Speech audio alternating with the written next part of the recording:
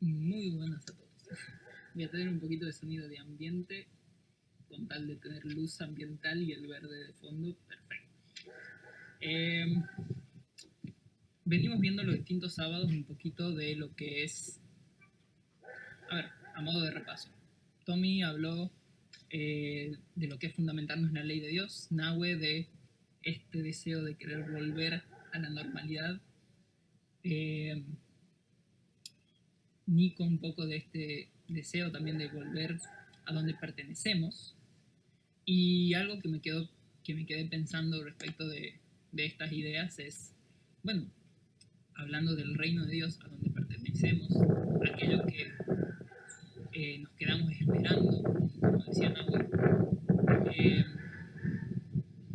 es lo que Jesús mismo dijo sobre el reino. Y fue medio misterioso respecto de ese tema porque siempre lo habló en parábolas. Ahí se escucha el tren, no lo voy a editar. Habló en parábolas, ¿no? Y un poquito, antes de ver el tema de las parábolas, las vamos a ver según Marcos, eso lo vamos a trabajar en el grupo pequeño. Quería que hablemos un poco del contexto en el que se encuentran estas parábolas. Comenzamos en el Evangelio de Marcos, como vistazo general, justo antes de las parábolas, todo el relato antes empieza hablando de todo el poder y la autoridad que tenía Jesús. Marcos lo presenta como el Hijo de Dios. Se escucha una voz del cielo que dice, este es mi Hijo amado.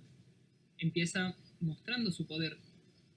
Poder para sacar espíritus malos, poder sobre enfermedades, autoridad sobre lo que era la ley, autoridad para perdonar pecados, cosa que solo Dios podía hacer, autoridad para decir lo que se puede o no hacer el sábado, autoridad sobre las tradiciones y autoridad incluso sobre las demás autoridades.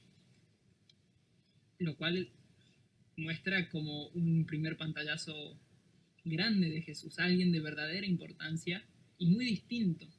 Vemos que en Marcos la gente se asombraba por la autoridad con el que enseñaba las cosas, que era muy distinta a la autoridad de los demás y que también respaldaba su autoridad con cada cosa que hacía.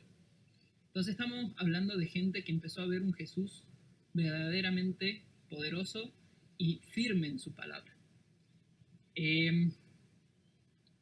Suceden dos cosas antes de las parábolas, antes de que Jesús comience a enseñar esas parábolas.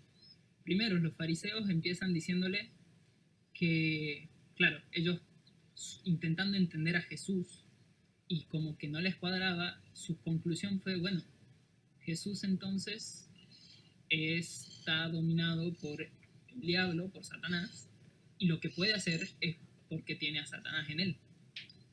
La respuesta de Jesús es, eso no tiene sentido, estoy haciendo todo lo contrario y ustedes están muy equivocados, básicamente. Y después de eso, lo importante de eso es que los fariseos no estaban dispuestos a pensar distinto de lo que ya pensaban. Era como querían encasillar a Jesús dentro de lo que ellos ya sabían. Y por eso les costó tanto aceptar a Jesús. No se animaron a cuestionarse y a preguntarse realmente quién era esta persona que efectivamente tenía toda esta autoridad, todo este poder, ¿no? Su familia, la familia de Jesús lo creía loco. Y cuando venían a buscarlo, cuando estaba enseñando para llevárselo, porque querían sacarlo de todo eso que estaba haciendo, porque habían venido gente de todas las regiones conocidas en aquel entonces, Jesús predicando, dice en el capítulo 3,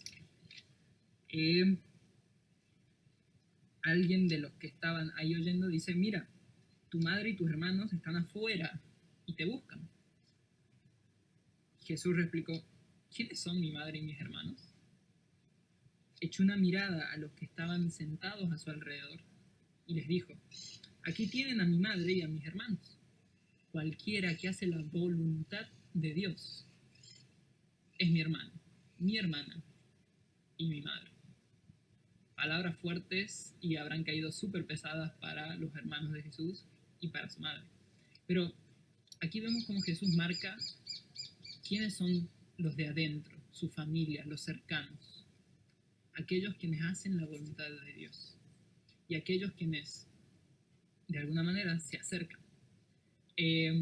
Sobre esto vamos a estar viendo.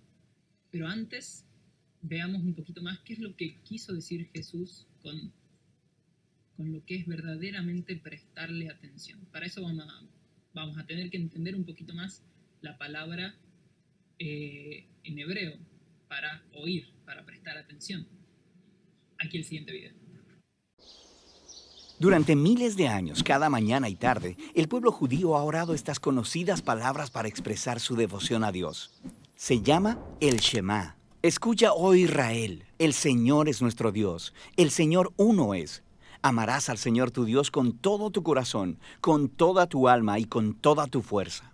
La primera palabra del Shema es oye o escucha, y en hebreo se pronuncia Shema. De ahí es de donde viene el nombre de la oración. Shema es una palabra realmente común en la Biblia hebrea y la razón es obvia. El escuchar es una actividad muy universal. Usualmente se conecta con el oído, como en Proverbios capítulo 20. El oído que es Shema y el ojo que ve, ambos los ha hecho el Señor. Eso parece bastante sencillo, pero si observas las otras maneras en que los autores hebreos utilizan la palabra Shema, verás que la usan como algo más que simplemente deja que las ondas sonoras entren en tu oído. En hebreo, Shema también puede significar pon atención a o concéntrate en.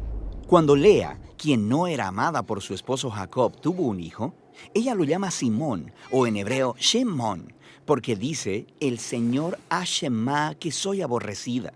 Shema significa escuchar y prestar atención a, e incluso más. También puede significar responder a lo que escuchas. Esta es la razón por la que tantas de las peticiones de ayuda del libro de los Salmos inician con un clamor para que Dios escuche. Salmo 27, versículo 7. Shema, oh Señor, mi voz cuando clamo. Ten piedad de mí y respóndeme. Pedirle a Dios que Shema es al mismo tiempo pedirle a Dios que actúe, que haga algo. Es similar a cuando Dios le pide a las personas que escuchen, como cuando las personas del pueblo de Israel fueron al monte Sinaí. Dios dice, si ustedes Shema mi voz y guardan mi pacto, serán mi especial tesoro entre todos los pueblos. Ahora, hay varias cosas interesantes acerca de este versículo en Éxodo.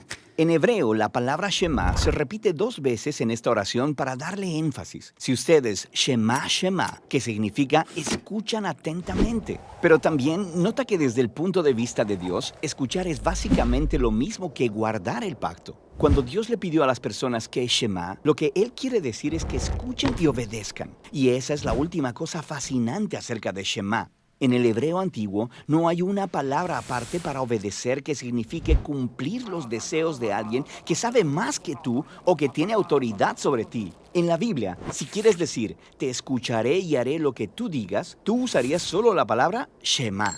En hebreo, escuchar y hacer son 2 lados de la misma moneda. Esta es la razón por la que más adelante en la historia de Israel, cuando el pueblo estaba rompiendo sus promesas de pacto a Dios, los profetas hebreos dirían cosas como, tienen oídos, pero no están escuchando. Los israelitas, por supuesto, podían oír bien, pero realmente no estaban escuchando, o hubieran actuado de manera diferente. Al final, en la Biblia, escuchar se trata de respetar al que está hablando contigo y hacer lo que diga. Escuchar verdaderamente requiere esfuerzo y acción. Esa es la palabra hebrea Shema.